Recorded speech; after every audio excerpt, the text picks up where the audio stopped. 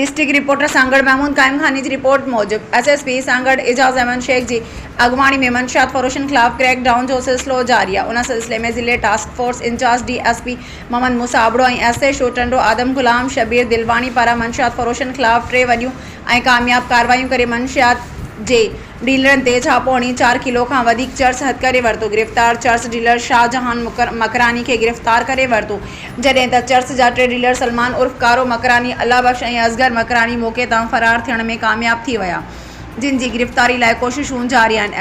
SHO पीरो मल हाजी मोहम्मद इसाक संग्रासी मुनवर theme जी शराब ठाहिण वारी भट्टी ते छापो हणी 9 लीटर तैयार थियल शराब हथ कयो ऐं 7 लीटर अण तैयार थियल शराब मौके ते ई ज़ाया कयो ऐं भट्टीअ खे ड्राहे पटकियो वियो। SHO सांगड़ गुलजार अली मरी मंशियात फरोश मोहम्मद सालेह चाकरानी के गिरफ़्तार करे संदसि कब्ज़े मां 20 लीटर देसी शराब हथ करे वरतो।